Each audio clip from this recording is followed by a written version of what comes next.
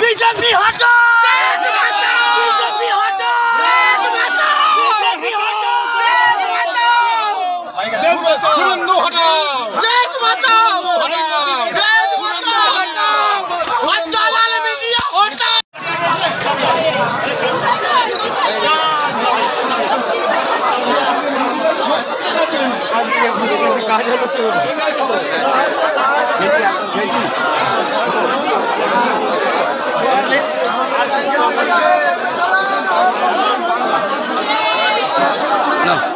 তুমি ব্যাগে ঢুকাও।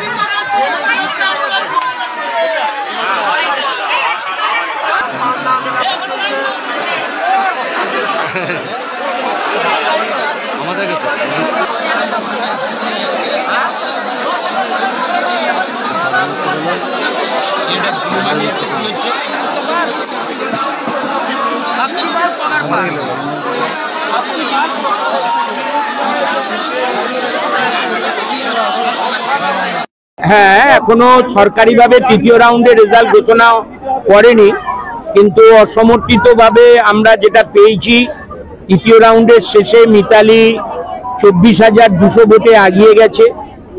এর আগেও আপনারা সাক্ষাৎকার নিয়েছিলেন, আমি তখন বলেছিলাম যে আরামবাগ লক্ষাধিকের ওপর ভোটে তৃণমূল জিতবে এবং বাংলায় 32-এর ওপর সিট হবে।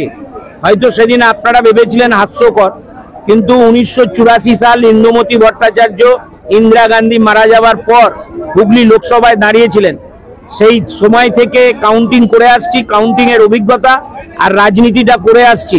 মানুষের মুখ চোখ এবারে বলে দিচ্ছিল শুধু জোড়াফুল জোড়াফুল আর মমতা আর অভিষেক। সেটা আপনারা সাংবাদিকরাও দেখতে পাননি।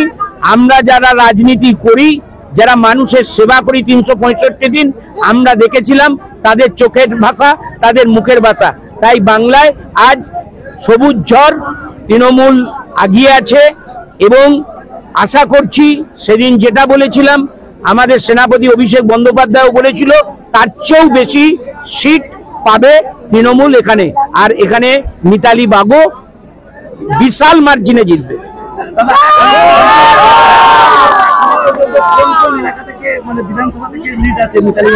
না, ওটা ওইভাবে কাউন্টিং হয় না।